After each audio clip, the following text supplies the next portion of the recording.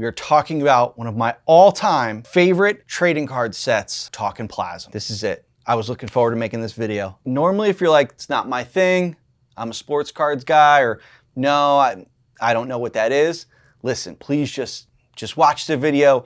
This set, this whole series, this was game-changing in trading cards. So ahead of its time. When I show you what this card company did, you'll be like, all right, that was really cool. Or you're gonna be like, nah, it's pretty lame. But for me, this was it. This was like the height of like, or I shouldn't say the height, it was like when card collecting started becoming really, really big, especially in non-sports cards. This is 1993. This is Plasm, and it was done by Defiant. Now, started out, set the scene for you. Jim Shooter was the editor at Marvel for decades. He left Marvel, I think under some bad terms, went out, started his own comic company, called it Defiant Comics. And his first comic series was going to be called Plasm, and this is Plasm. Now, in order to launch the series, he decided to do it with trading cards. So he decided he was going to leverage trading cards to launch his comic series. And it was such a smart idea because I know it hooked me, it hooked a ton of people, and it was something that was revolutionary and really like got people like hooked because no one had ever done it before. What he did was get packs of cards, but the packs of cards were collected and they made a comic book. Oh yeah, this is 90s at its best right here, man. The story was weird and sci-fi, but I ate this up. I was like, man, it made a comic book because it was like, I loved comics, I loved trading cards. So it was like, hold on, I can collect cards to make the comic. So not only was I dying to like go to the comic book store with my dad each week, I was like, I want to buy a pack of cards because I got to finish collecting the series. So let's see. So there was, in the initial set, not counting the hollow foils, there were, let's see here, bear with me, 150 cards. And you got all the cards that came in packs, normal packs of cards. There was, how many packs? 9 cards per pack. There was the boxes that they came in. And then the binders were like the premium thing. So I remember they offered 2 binders. And I'm pretty sure you could buy them in comic book stores, but I think you also could like mail away for them. You had, this was binder, this was the second edition. So this had the silver foil, this was the second edition. This was kind of like it costs a little less, almost like a second printing or like, second tier. Like it wasn't as good, but I didn't have a lot of money. My parents didn't have a lot of money. So I was lucky enough. My dad got me the second edition. However, the first edition came like this and it had a gold seal. Now, same kind of artwork, just one was bigger, one was smaller. But yeah, the first edition, this one I had was signed by Jim Shooter, but this was the premier edition gold. But again, nothing changed. It was the same cards. Now, what they did have was this piece of artwork on the back. This was a mail away. So on the back of the binders, let me see if it's on one of these. Nope. On the backs of the binders, they had a mail away order form. And you could mail away for this artwork to get on it. Now this is my original binder. This is the binder that I had as a kid. This is the one that I collected. I collected all these cards in '93, and these cards were the original cards, and they've never been removed from here. I also met Jim Shooter at Time Warp Comics in Cedar Grove, New Jersey, and I got him to sign my binder. So this is my original Jim Shooter signed binder. This is like one of my prized possessions because I don't have a lot from when I was a kid, but I remember this, man. I cherish this thing because when I finally got that last card and I got them all, and then there was like 9 foil cards. Where are they? I think one came in the binder, but here you go. There's your foil cards right here. Man, this thing was awesome. So yeah, you got the binder, different tiered sets, but then in the packs, it's like, all right, well, you had your foil cards. So here's a bunch of foil cards. I think they were like one every I don't know, like 10 packs or something like that. So, you know, there's a couple per box. Then there was like, those were like, they called them like tier 2 or, let's see. Okay, so there are 150 cards in the Plasm Zero issue set, 117 cards from the 26 interior pages of the Zero issue, plus 33 character cards. There are also 3 levels of random insert foil cards, 8 level 1, 3 level 2, plus level 3 cards signed by Jim Shooter. Collect the entire set. Okay, so level 1 were the, you know, the 9 foil cards. It says 8, but they're, I think because 1 came with the binder, so I think because 1 came with the binder, there was like 8 more to get. However, I've opened hundreds of these packs. I've pulled the foil card from the binder in packs, so there were technically 9. And then the level 2 were these ones. They're, you know, they're raised, so they're, you know, you could see they're a stamped card for the character, but I mean, they were a little cooler. These ones, I think there were only 4 of. Yeah, there were 4 of. Some of these came in the tins. There were 2 tin sets that were done, so you got those. So that was level 2. Now, as I said, I've opened hundreds of these packs of cards, not just as a kid, but now today, because Plasm is one of these things where it is so obscure and so cheap to get that it's easy to collect. So I have, isn't even the tip of the iceberg of my Plasm collection. I like to think I probably have one of the biggest Plasm collections ever. I have sealed cases of cards, like sealed boxes of multiple boxes of these cards. I have sealed cases of binders. I have sealed cases of tins. I have sealed cases of these tins. Listen, it's a problem. My Plasm addiction is a problem. But I wanted to find the level 3 card because I actually bought one. I bought a level 3 card because I'd never seen one. One came up on eBay some years ago and I bought it. Now you can see this card is signed by Jim Shooter. Now, if you open the card and look at it, what he did was he signed the card and then they put the coating over it to preserve the signature. So you could rub that and it won't rub his signature. That's how you know that's the authentic level 3. However, because the level 3s are kind of so rare, there was a website that I think said it was like a level 3 is 1 out of every, I don't know, 600 packs or something. I can't tell you how many packs I've opened, but I've never pulled one yet. He only signed the foil cards, so you know it's not like you could overlook one. Just recently, I'd say within the last couple of months, I bought a lot on eBay. It was 500 packs of cards.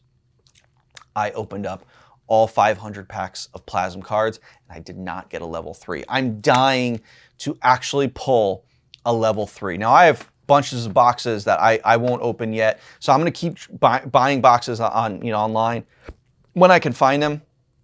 Hopefully one day I'll pull it. It would be really cool. But yeah, but yeah, I mean, he did these cool tin sets, which again, were kind of ahead of its time. What's cool about this tin set came with a cassette tape talking about like the history of Plasm, but it came with some foil cards. You know, the tins had different things in it to make the tins feel a little more premier. That was that tin set. This tin set had you know, the character cards and stuff. They have like different foil versions of the character cards. Like, dude, you look at everything they made for Plasm, I bet you I have it because I love what this was. I thought it was so cool.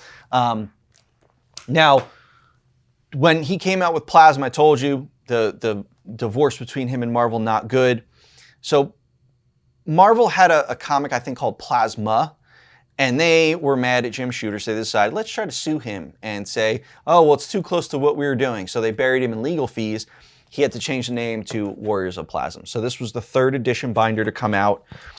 This was part of a retail store exclusive. It came poly wrapped with a binder and a box of cards, and it was done through that specific retailer. And then this was the binder that said Warriors of Plasm. So not many of these, but this was kind of like the tail end of Plasm's popularity. You know, again, there was 13 issues of the comic, so that you probably got a year and a half out of Plasm, if that. I just know that summer, it was in the summer, I remember collecting cards in the summer, it was so cool. Yeah, it even says June on the cover here. It was such a great time as a kid, something to collect. And there was a reason to collect. It wasn't just like trying to get the foil card. It was like I was trying to build a comic because I wanted to read the story. So cool. But now as an adult, I can go back and buy really cool things, Plasm related. So I want to show you that stuff last because that's the coolest of it. They ended up doing like some of these uncut sheets here. So this is 264, 5,000. So pretty common seeing an uncut sheet here. But I have an uncut sheet, which isn't very common, of the foils, which I can't even get the whole thing in camera. You know, these are all the foil cards here. This thing is pretty cool, seeing it all. So now the cool thing is like I said about the stamped cards that are raised, these ones aren't. So these cards haven't been cut and stamped yet. So they're the flat versions of these cards, which is actually pretty cool. Yeah, I like that. But then I started to buy up some really, really cool Plasm stuff. And these are like my pride and joys over here after my binder. So this right here, and I believe there's 2 of them in here. These are original colored pages. Oh no, it's just the 1 page. Yeah. This is the original color-proof page of the 0 issue. So back when comics were done, they didn't color the original art. They made copies and then they watercolored with Dr. Martin dyes over that. And that's what this was done. So I forgot who did the colors, Bob something, but Jim Shooter signed it also. But this is the original color guide that they would use for printing for the 0 issue. So I got that, which is really cool. And then this is where it's at. I was searching and years, I'm telling you, like I probably search Plasm stuff daily on eBay. And I was waiting and waiting and waiting, and finally they came up. I have David Lapham original pages of the Plasm 0 issue. I know you're probably like, this is so ridiculous. I'm not watching this channel anymore. Guys, I'm telling you, give Plasm a chance. It is amazing. So here I have page 16, you know, and so they would glue the word balloons over the art, so you can see like the glue's dried out and it's fallen off. So page 16, let's see, page 13, page 17, and page 19. Now I've seen there's a website that you could post your original art that you own, and I've seen some guys that had original art from the 0 issue. I've been trying to buy it up, but people know what they got. And listen, Plasm fans are hardcore fans, and there's a few of us, and we know what we got, and we love Plasm. So it's cool that I finally have some original artwork. Plasm is something like I would love to keep going. I reached out to Jim Shooter a couple of years back, because I have a toy company, and I was like, man, I want to do like a Plasm figure line. So I emailed him and I said, Jim, who owns the rights? And he said, once Defiant went like bankrupt, Defiant got bought up by some conglomerate who then got bought up by someone else who got bought up by someone else. And I think 4 companies later, I think DreamWorks bought that company. So I think DreamWorks has no idea that they own Plasm, but they, from what I chase, they do. But it would be cool to like do a new iteration of Plasm. Now, I want to do Action Force trading cards for the Action Force toy line, but I want to do this again because this is awesome. I think it was so ahead of its time, and I think if you were to do something like this today, I think it would be such a big hit. So let me know what you guys think of Plasm. If it's something you never knew about, if it's something you are a fan of, I want to know both sides of it. Let me know everything you think. Can't wait to read the comments below to see what you guys thought of Plasm. Hope you guys enjoyed this video. Make sure you're liking and subscribing. We have new content coming out. It's a new channel. I'm trying to grow it big. As a novice collector, trying to show you what I used to collect, some new stuff that I'm getting back into, and hopefully you guys are enjoying it. So thanks for checking out the video, and I'll see you in the next one. Did you talk about the story? Like what it's about? I didn't. Yeah, what the fuck is it about? You want me to touch on that? Yeah. All right. So I realized we can't end the video yet because Matt just asked me, he goes, what's the story about? I said, oh, I didn't talk about the story. It's weird, man. Again, it's a weird sci-fi story. So basically, Plasm, if I'm trying to remember right, if Plasm is the planet or Plasm is what they harvest. So they live on this fully organic planet. Everything is organic. Their ships, their weaponry, all of it is like this weird organic-based stuff. So you can see here all the ships are weird organic alien stuff. And I want to say everything runs on Plasm. It's kind of like in Dune, like the spice. Everything runs on spice. But like everything runs on Plasm, you know, their money and stuff like that. So I think it's more of a, you know, it's been a while since I read the story, but it's really, really weird. And I think now if I read it now, I'd probably have a better understanding as an adult. There's one guy, Lorca, he's like, I don't want to say the hero. There's really no hero. He's like the main guy of the story. He's on part of the council or one of these head chancellors or something like that. He's trying to harvest bodies from other planets. They're trying to, like, you know, capture these other aliens and bring them to their planet to harvest them as, like, you know, plasm for the org is what they call it. And everything is for the good of the org and something like that, which maybe is the planet. But everything, it's totally organic based. I know I probably lost you guys already on this. But, you know, Lorca's going through this whole thing, and Lorca is like a scientist, and where is it? He's trying to, I think, find other races to bring to you know, harvest for their plasm. And I think he ends up finding Earth. And he meets this girl, Ligon, here, and he kind of falls in love with her. And then he finds Earth, and he's like, I kind of want to, like, leave here, and I want to go to Earth with you. But then his rival ends up finding out that he's in love with this girl, which I think he can't be in love with this certain race of alien. And then, you know, here he comes in and he ends up, where is it? Right here. He ends up killing her, his rival, Ulnaria. He ends up killing Ligon. And Lorca has to, like, play it off like, I didn't really care about her. But really, like, he did. But he, like, kept a lock of her hair, and he ends up cloning her in the comic series. So, again, very weird sci-fi story. You know what? I'm probably going to read this again tonight just to, like, brush up on it. But, yeah, that's kind of the gist of it.